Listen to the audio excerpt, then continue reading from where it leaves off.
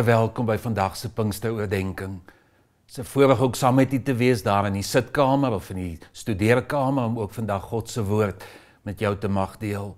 Mag dit jou aanraak en mag jy ook vandag die veelkleurigheid van God se genade en liefde daarin ontdek. Kom ons maak vir 'n oomblik die oë toe en ons bid saam. Hemel Here, as ons daar buite kyk, is die gekleurde blare besig om van die bome af te val, om daar op die grond 'n mosaïek te maak van u handewerk. En soos wat u in die skepping besig is u ook met elkeen van ons besig. En ons dank u Here dat u genade vir elkeen van ons uniek is. U liefde vir ons is, waar ons is en hoe ons is. Mag ons dit ook vandag so beleef, dat u ons ken, beter as wat ons onsself ken. Dankie vir hierdie geleentheid, en mag u woord weer klink. Amen. Ek wil vir jou vra, was jy in 'n situasie waar jy die vreemdeling of die buitestander was? Die een wat nie deel is van die groep nie, die een wat dalk dat teen die muur staan en voel of niemand jou raak sien nie, uitgestoot, alleen. En hoe het gevoel wanneer iemand uit die binnekring dalk na jou toe gekom het en hom of haarself vir jou ontferm het en jou ingetrek het en jou deel gemaak het van dit wat daar gebeur, jou aanvaar het, meer nog, wat die groep oortuig om jou in te laat en jou te ontvang. Daar die vriendelike vreemdeling in jou lewe, wat instap en het 'n bietjie mooier, 'n bietjie beter, miskien ook 'n bietjie makliker maak. Paulus is deur so 'n vriendelike vreemdeling ingetrek in die disipelkring, die kring van die leiers van die kerk van die Here Jesus Christus. Ons lees daarvan in Handelinge hoofstuk 9. Saulus het na Jerusalem toe gegaan en het geprobeer om daar by die volgelinge van Jesus aan te sluit, maar almal was vir hom bang, omdat hulle nie kon glo dat hy 'n volgeling van Jesus is nie. Barnabas het hom egter oor Saulus ontferm en hom na die apostels toe gebring. Hy het vir hulle vertel hoe Saulus op die pad die Here gesien het en dat die Here met hom gepraat het. En hoe hy in Damaskus openlik in die naam van Jesus gepreek het.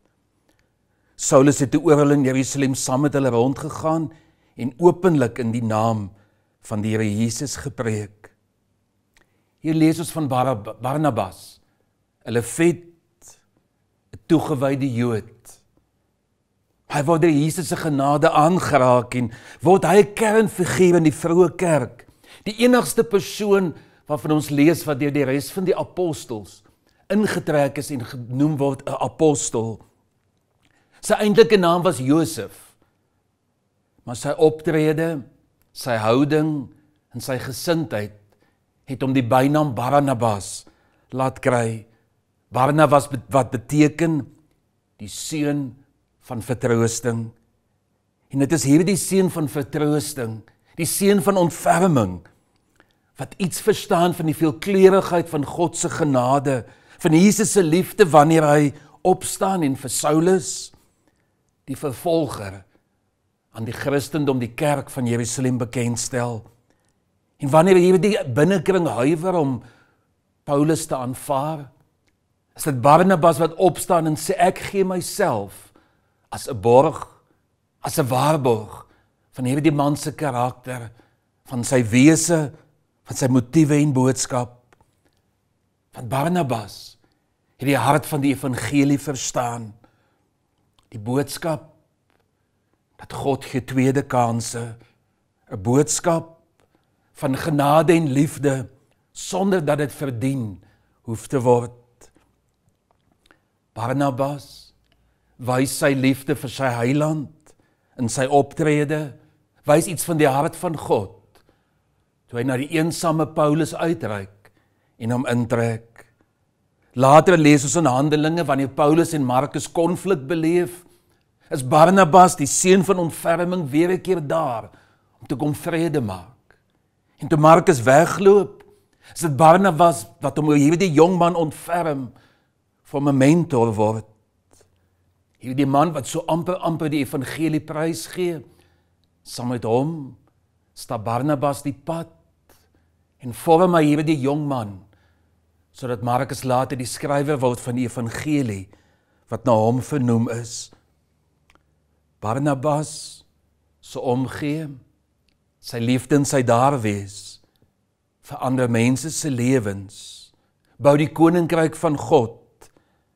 Maar meer as dit bemoedig, dit motiveer, dit genees die wonde van konflik en agterdog.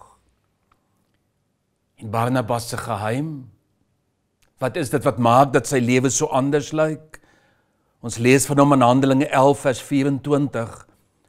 Barnabas was 'n goeie man, vol van die Heilige Gees en met 'n vaste geloof. Josef, die Leviet, word Barnabas die apostel, bekwam deur die Heilige Gees, geroep om te bemoedig, te motiveer, te ondersteun. En daardie Gees wat hom toegerus het, is die Gees van Pinkster, wat ons vier, wat ons herdenk. Die Gees van die lewende God, wat ook vir jou en my gegee is. En hoe nodig het ons dorp, ons provinsie, ons land, mense van ontferming nodig, mense wat bemoedig, wat ondersteun, wat intrek. Ek het begin met die vraag, was jy al ooit die buitestander, die een wat uitgesluit is, die een wat alleen was? In ons wêreld daar buite is vele sulke mense, mense wat deur die lewe, deur ander mense, deur omstandighede gebreek is, mense wat smag na antwoorde, na aanvaarding, na uitkoms. En ek en jy, ons het die antwoord, want ons het die Here Jesus Christus, ons het God se ontferming beleef, is daardeur nuut gemaak.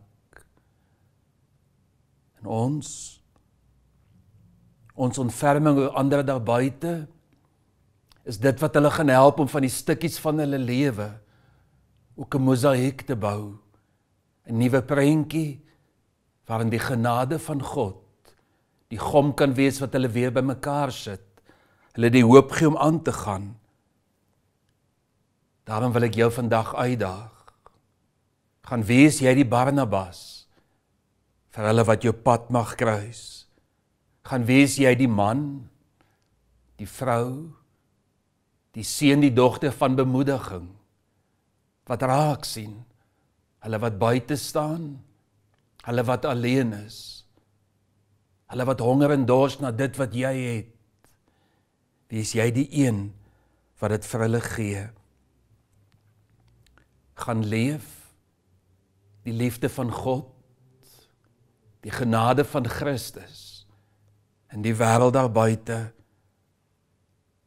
Want dit is wat die kruis en die evangelie van jou en my vra, om dit wat ons ontvang het, ook te gaan gee, om hulle wat moeg is, te bemoedig, hulle wat geval het, op te help. Hoekom? Want dit is wat God vir jou en my gedoen het. Kom ons bid saam. Hemel Here, dankie vir iemand soos 'n Barnabas, wat ook vir ons kom teken en kom wys, hoe 'n lewe van bemoediging en vertroosting moet lyk. Here, vandag bid ons vir hulle daar buite en rondom ons, wat moeg geword het. Hulle wat voel of hulle uitsak. Hulle vir wie die lewe donker en uitsigloos geword het. Here, en as ons vir hulle bid, dan weet ons dat U vir ons sê, gaan dan, gaan deel my liefde, gaan deel my genade, gaan deel my met hulle. Daarom kom ons met bewing, kom meld ons aan en sê ook, Here, hier is ek, maak my 'n mens wat vertroos, wat bemoedig, wat die lig op U laat skyn. Wees ons daartoe genadig, in die naam van Jesus Christus.